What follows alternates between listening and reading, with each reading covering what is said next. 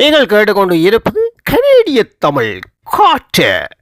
இந்த காற்று கனடாவில் இருந்து 24 மணித்தியாலங்களும் இடைவிடாது காதிலே ஒலித்து கொண்டு இருக்கின்றது. வாருங்கள், கேளுங்கள், தாருங்கள். அந்த வரிசையில் அடுத்து வரப்போவது ஒரு கவிதை. இந்த கவிதையை எழுதியவர் தாயத்திலிருந்து கவிஞர் ஆர்ஜி கவிதாயினி தயாளினி சிவநாதன் எழுதிய ஒரு கவிதை. அந்த கவிதை இங்கே காற்றிலே இப்போது வீச போகின்றது.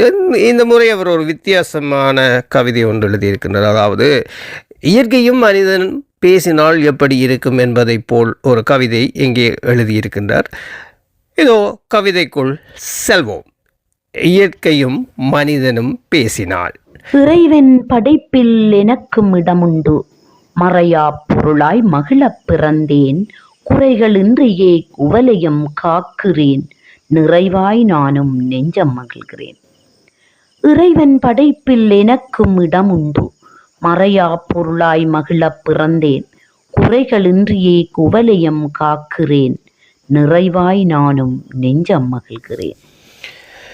உன்னை பயனாக்கிட உலகத்தில் பிறந்தேன், என்னை காத்திட என்றுமே நீ இருப்பதால் தன்னலமற்ற உன்னோடு தரணியில் வாழ பிறந்தேனே, பொன்னேனென மிளிரும் வாழ்விலே புகழுறு பெருமை காண்பேனே.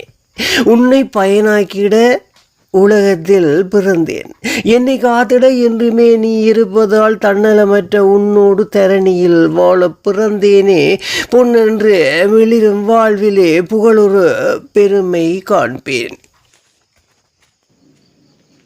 எண்ணம் போல் நீ வாழ என்னிடம் வந்த மானிடா, உண்ணும் உணவிலிருந்து உறங்கும் கட்டில் வரை மண்ணில் பிறந்த உனக்கு மகிழ்வை தருவது நானே, கண்ணும் கருத்துமாயனை காப்பது உன் கடன்தானே.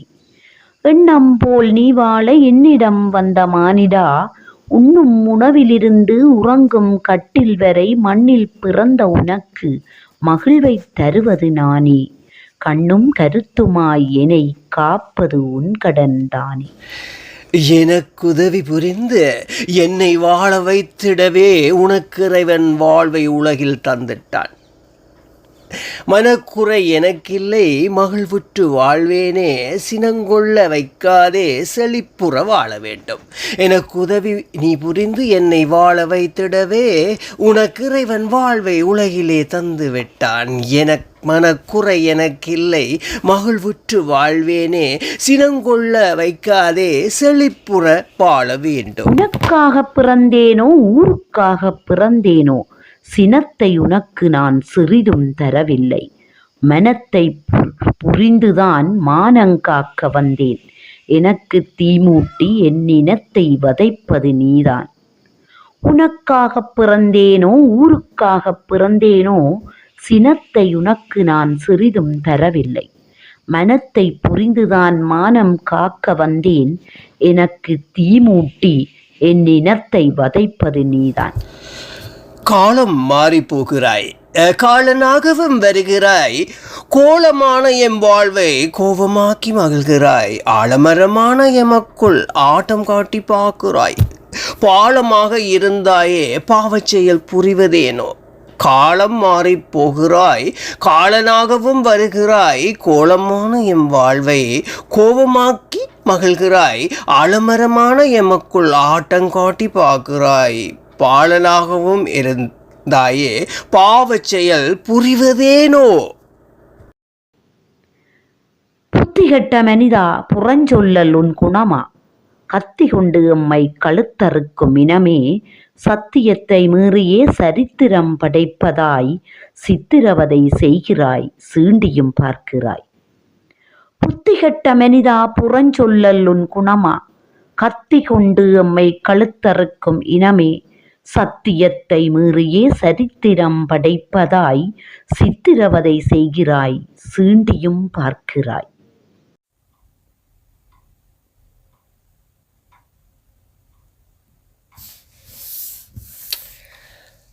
அமைதி கொள் இயற்கையே, அரவணைத்து வாழவை இமை போல் உனை காக்க என்றுமே நான் இருப்பேன்.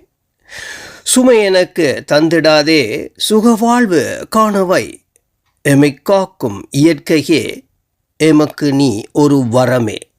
அமைதிகொள் இயற்கையே, அரவணைத்து வாழவை இமை போல உனை காக்க என்றுமே நான் இருப்பேன். சுமையென தந்திடாதே சுகவாழ்வு காணவை எவை காக்கும் இயற்கையே எமக்கு நீ ஒரு வரமே. ரொம்பவுமே நன்றி அன்பு சகோதரி கவிஞர் ஆர்ஜே கவிதாயினி தாளினி சிவநாதன். ஒரு வித்தியாசமாக இயற்கையை பற்றியும் மனிதனை பற்றியும் ஒரு கவிதை எழுதி இருக்கின்றீர்கள்.